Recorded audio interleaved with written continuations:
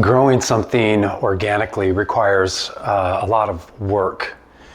We talk about things being organic as if it just happens willy-nilly or naturally. But in order for something to be produced organically, you can't take shortcuts. You can't throw pesticides on it and try to find a cheap way or a quick way around it. It requires intentionality, planning, and then hard work.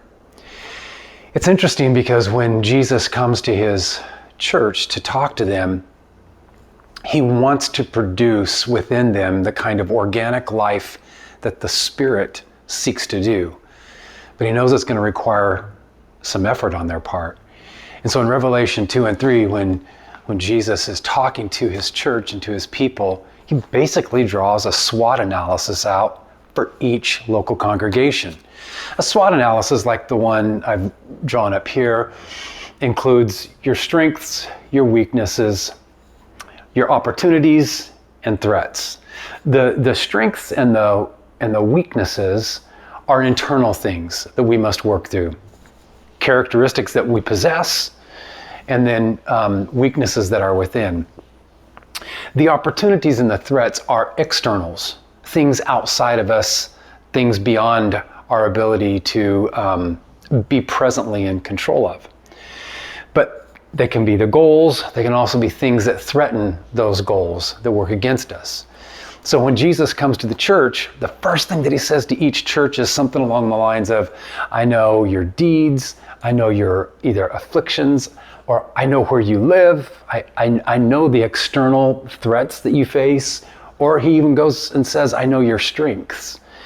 It's really basically his way of saying, I have done a SWOT analysis of who you are so that I can optimize you towards organic growth in the Spirit. Intentionality, planning, direction, and action steps. I'm going to give you an example of this by looking at the church at Ephesus. To the first church at Ephesus, he says, I know your hard work. Your strength is you have a hard work ethic. That's a strength that you have, something you have going for you. But he says, I also know there's a weakness. You got so caught up in your hard work that you walked away from that first love that you had. It's maybe a little bit more about rote, more about what you're doing, and less about how you're loving. He says, you have an opportunity though.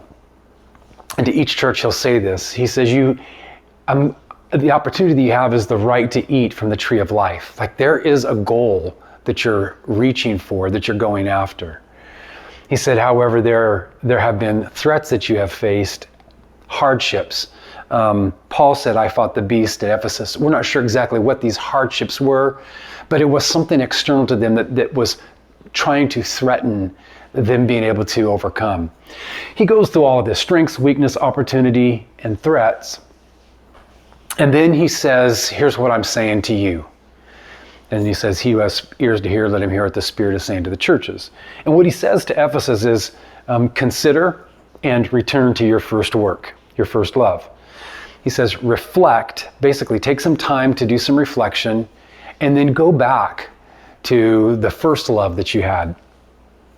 There are two basic questions, I think, that we should ask when we're seeking to understand how to have an organic growth of the Spirit, the fruit of the Spirit produced in our life.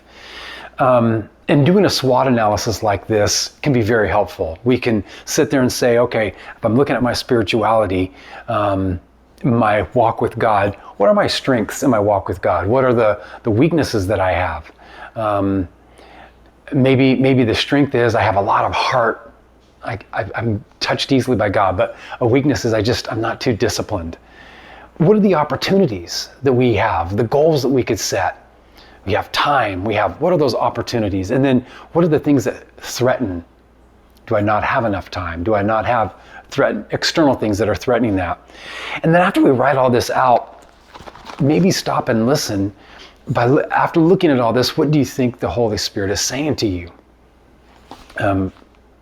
As one of my mentors says, those are the two kind of quintessential questions to ask. What is God saying to me, and what am I going to do about it? And so you could come up with a 6-month goal then, like, what is it that God is saying to me during this quarantine, and what am I going to do about it?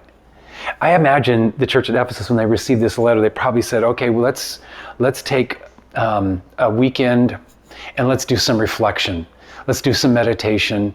Let's reflect and let's consider how far we've fallen from the first passion, the first love that we had. And they might have sat there and worked through some questions and reflected, really considered what they used to do, what they were all about, how they maybe left their vision or their goals, or some of their values. And then they would have said, probably, okay, what are we going to do about, we've heard God speak to us.